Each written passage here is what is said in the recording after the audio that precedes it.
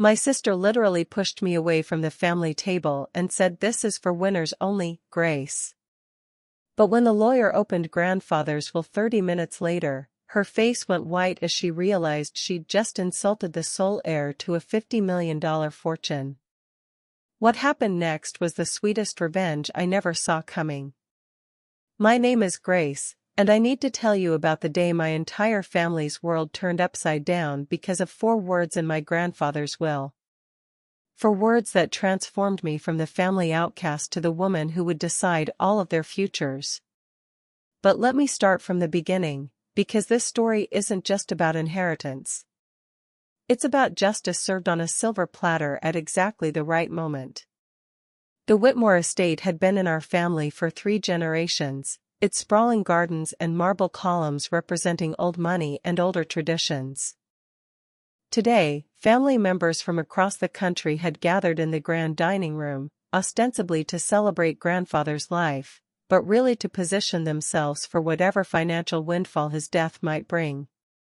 I smoothed my simple black dress as I entered the room where my relatives were already seated around the massive mahogany table, their conversations buzzing with barely concealed anticipation.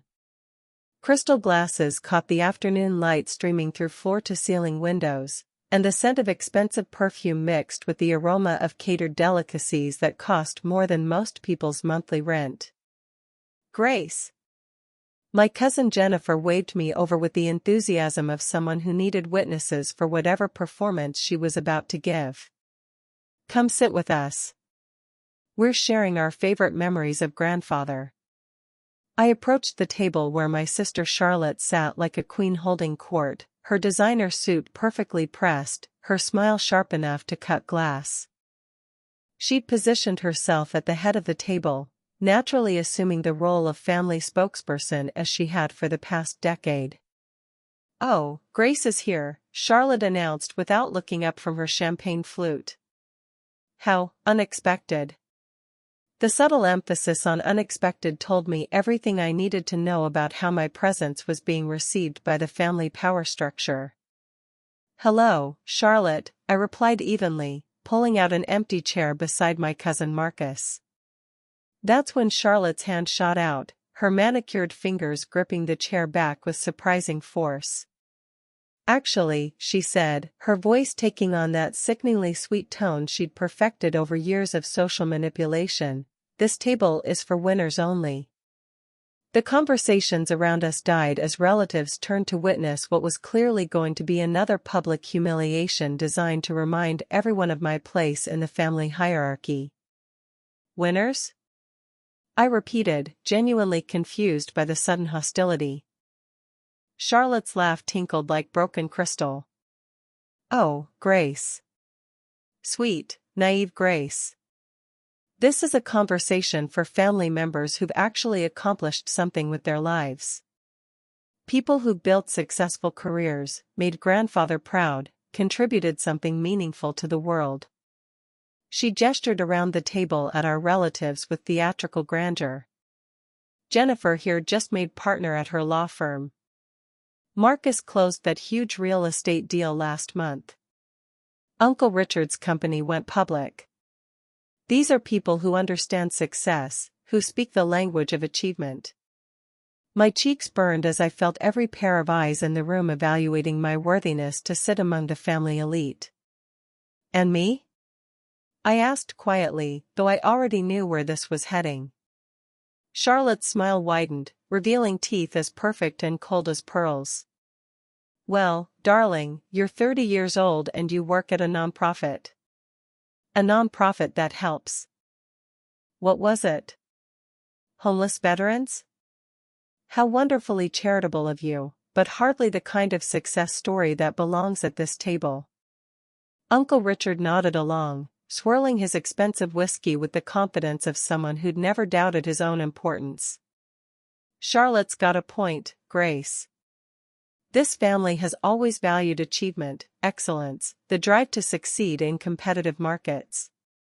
Your grandfather built an empire through ruthless business acumen, not social work." The dismissive way he said social work made my stomach clench with familiar shame. My mother, seated across the table, offered a weak smile that was supposed to be supportive but felt more like pity. "Grace does wonderful work helping people," she said without much conviction. "Helping people," Charlotte repeated with mock admiration. "How absolutely precious." But grandfather wasn't a man who helped people, was he? He was a man who conquered markets, who built wealth, who understood that sentiment is the enemy of success. She stood up, her movements calculated for maximum dramatic effect, and gently but firmly pushed my shoulder, guiding me away from the table. "So why don't you go find somewhere more appropriate to sit? Maybe with the catering staff? I'm sure they'd appreciate stories about your little charity work." The cruelty in her voice was breathtaking, but what hurt more was the silence from everyone else. Not one family member defended me. Not one person suggested that Charlotte's behavior was inappropriate. They all just watched as I was physically removed from my own family gathering. I walked to a small side table near the window, my face burning with humiliation, and sat alone while my relatives continued their celebration of grandfather's life and their own anticipated windfalls. From my exile, I could hear Charlotte regaling the table with stories about her latest business triumphs, her voice carrying across the room with the confidence of someone who'd never been told no, never been pushed aside, never been made to feel small. "The acquisition went through faster than anyone expected," she was saying, gesturing with her champagne flute for emphasis. "Grandfather would have been so proud. Finally, someone in this family who understands his legacy of building something meaningful." Jennifer raised her glass in a toast. "To Charlotte, who's carrying on the Whitmore tradition of excellence." The glasses clinked together in celebration while I sat 20 feet away, officially excluded from my own family's acknowledgement of our grandfather's death. That's when Mr. Harrison, grandfather's longtime lawyer, entered the dining room carrying a thick leather briefcase and wearing the solemn expression of someone about to change lives forever. "Ladies and gentlemen," he announced, his voice cutting through the cheerful conversations like a blade, "if you could all please take your seats, it's time to read Mr. Whitmore's last will and testament." The room fell silent as relatives straightened in their chairs, their faces shifting from casual celebration to intense focus. This was the moment they'd all been waiting for, the reason behind every forced smile and calculated compliment of the past few hours. Charlotte remained standing at the head of the table, clearly expecting to be acknowledged as the primary beneficiary. After all, she was the successful businesswoman, the one who'd spent years cultivating grandfather's favor, the family member who'd positioned herself as his logical successor. Mr. Harrison opened his briefcase with deliberate ceremony, removing documents that would determine everyone's financial future. The afternoon sunlight streaming through the windows caught the gold lettering on the legal papers, making them seem almost sacred. "Before I begin," Mr. Harrison said, his eyes scanning the assembled family members, "I want to note that Mr. Whitmore was very specific about his wishes. Every word in this document was carefully considered and reflects his exact intentions." He cleared his throat and began reading in the formal tone reserved for legal proceedings. "I, William Whitmore, being of sound mind and body, do hereby distribute my worldly possessions as follows." The room held its collective breath. "To my daughter Margaret," he continued, nodding toward my mother, "I leave the sum of $50,000 and my collection of rare books, knowing her love of literature will ensure they're properly cherished." My mother's face showed polite disappointment.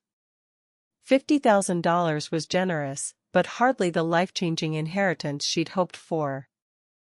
"To my nephew Richard, I leave $100,000 and my vintage car collection, with the hope that he'll maintain them with the care they deserve."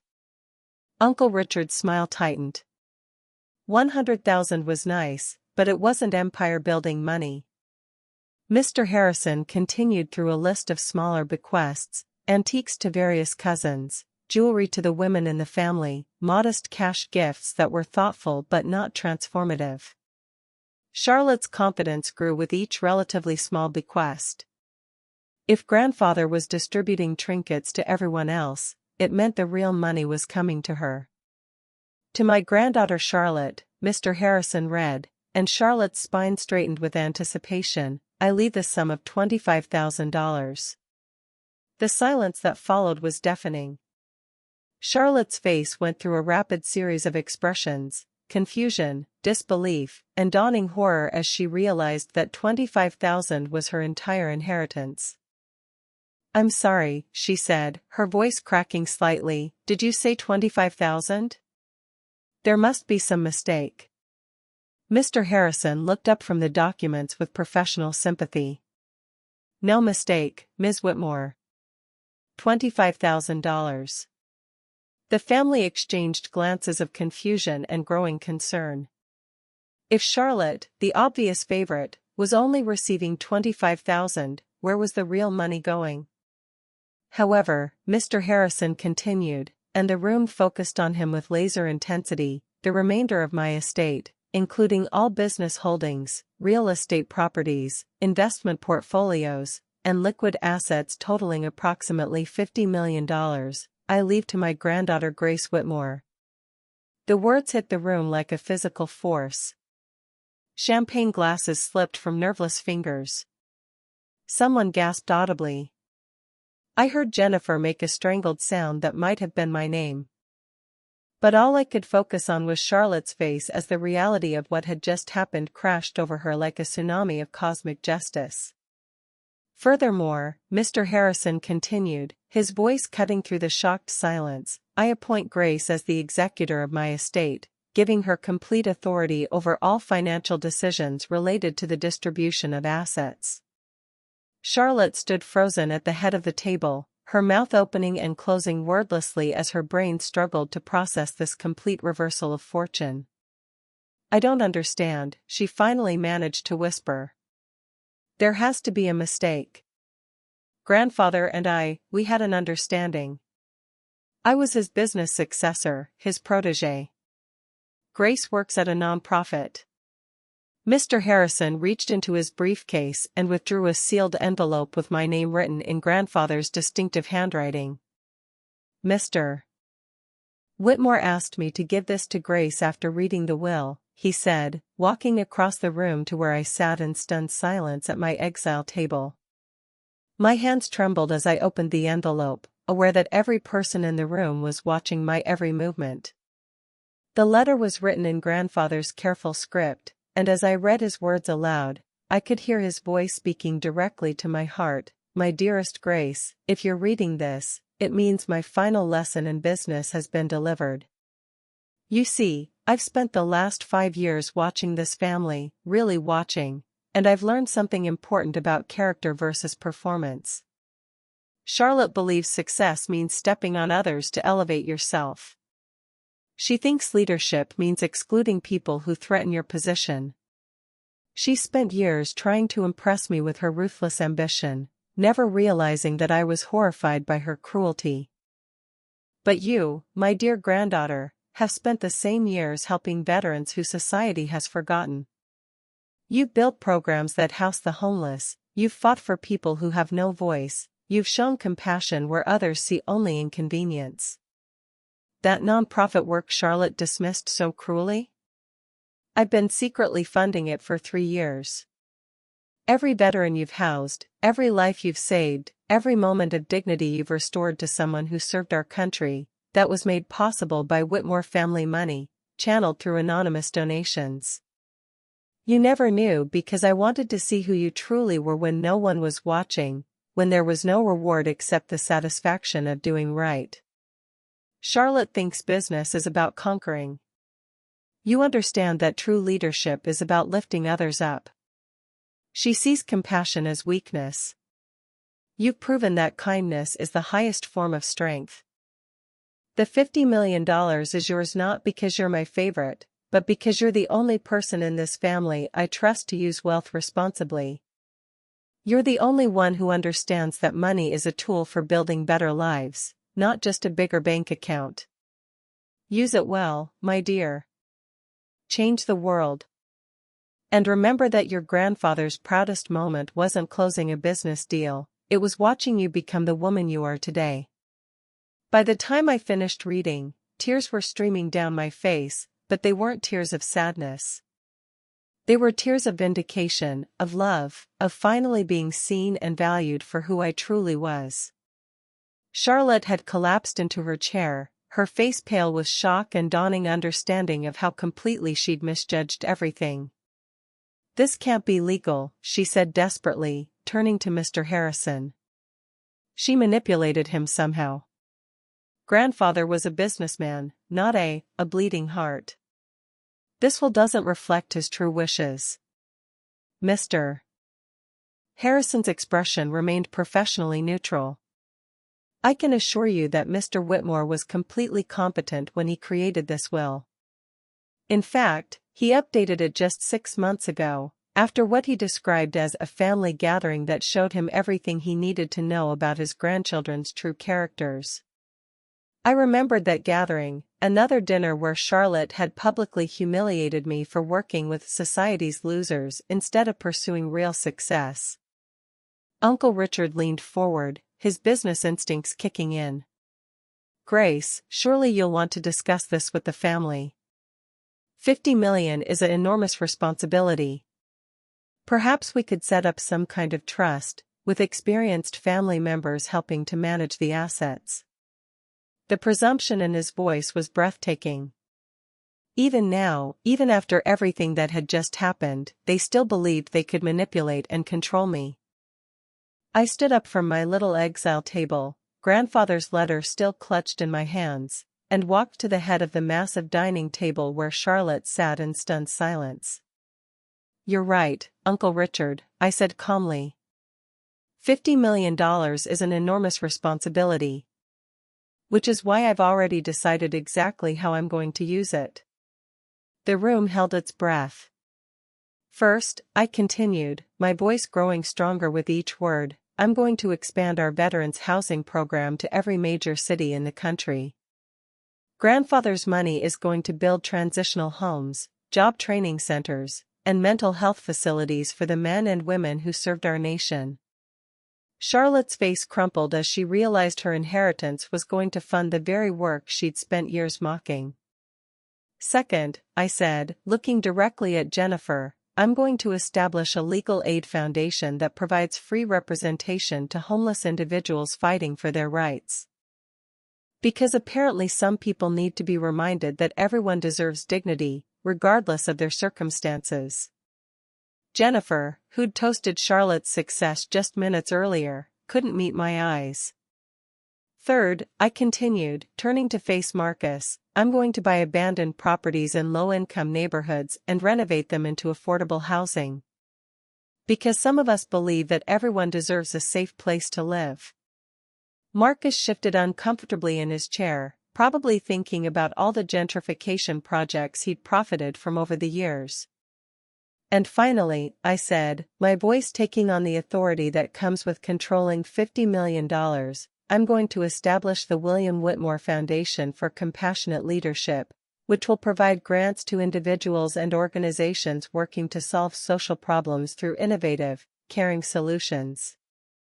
I paused, letting the weight of my words settle over the room. "You know what I'm not going to do?" I asked rhetorically. "I'm not going to create a family trust. I'm not going to share financial control with people who think success means pushing others away from the table. I'm not going to enable the same cruel, exclusionary behavior that grandfather spent his final years documenting and deploring." Charlotte finally found her voice, though it came out as barely more than a whisper. "Grace, you can't, this is family money. Grandfather built this wealth for his family." I smiled, but there was no cruelty in it, only the satisfaction of someone who'd finally found their voice. "You're absolutely right, Charlotte. This is family money. And grandfather left it to the family member he trusted most. The one who understands that true success isn't about stepping on others, it's about lifting them up."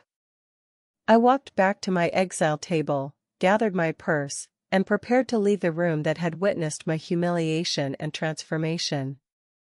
"Oh, and Charlotte?" I called back as I reached the doorway. "You were right about one thing. This table really is for winners only. The difference is, grandfather and I have very different definitions of winning than you do." As I walked out of the Whitmore estate, I could hear the eruption of voices behind me, family members arguing, Charlotte crying, relatives trying to process how completely their expectations had been shattered. But I didn't look back. I had $50 million worth of good work to do, and for the first time in my life, I had the resources to change the world in exactly the way my grandfather had always dreamed. 6 months later, I received a letter from Charlotte asking if we could have lunch to discuss our relationship and explore whether there might be opportunities for collaboration between the foundation and her business interests. I wrote back with a single sentence, "This table is for winners only." But unlike Charlotte, I included an invitation to join me, if she was willing to redefine what winning actually meant. Because that's the difference between us. She pushes people away from the table. I build bigger tables. And that, I think, is exactly what grandfather hoped I would learn from his final lesson in business. Ending twist, the real twist? Grandfather had been recording every family gathering for the past 5 years, documenting Charlotte's cruel behavior toward Grace. The recordings were part of his will, and copies were sent to Charlotte's business partners and clients, destroying her reputation in the corporate world she'd valued above family. Meanwhile, Grace's foundation became internationally recognized, making her more successful than Charlotte ever dreamed of being.